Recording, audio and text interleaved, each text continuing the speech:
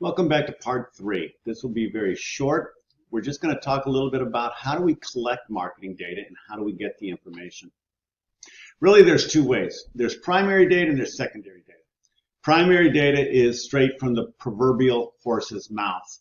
You get those through surveys or you get them through focus groups or something. Primary data means you're actually asking your constituents. Secondary data information comes from data that's already out there. And that could come from sales history. It could come from what's on the internet. It could come from internal data sources. Again, sales history, purchase data, etc. It could come from government sources. There's a lot of government information out there that is in public domain. It could come from books, magazines, the internet, social media, or all kinds of things. So all of those are secondary sources of information. Primary sources of information, again, comes straight from the horse's mouth. The problem with that is it's very expensive and time consuming. And sometimes opinions can give incomplete data or can be biased. And sometimes they don't want to tell you what's really going on.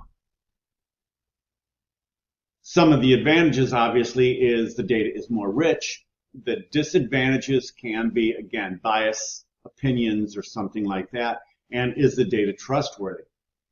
Some sources would include direct observation. We call those focus groups. We can be surveys, experiments, or anything like that.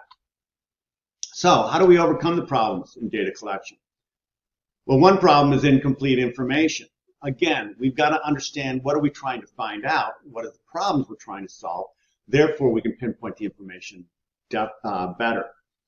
It's also very expensive to collect environment and other data. It also is very time consuming. So you can find partners.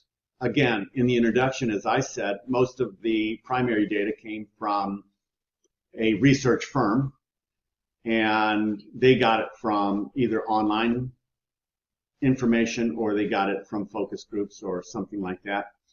And then the other problem, and one of the most difficult things to overcome, is how do you analyze the data to make it meaningful? So, marketing analytic trends. We can get real-time data analytics. Can we manipulate it to make it meaningful? That's the key.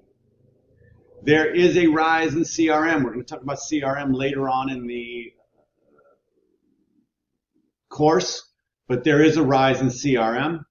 So we do have to make sure that we are managing our customer relationships in order to keep our current customers. Amazon is excellent about CRM. The other one that I always use as a great example of CRM is Starbucks.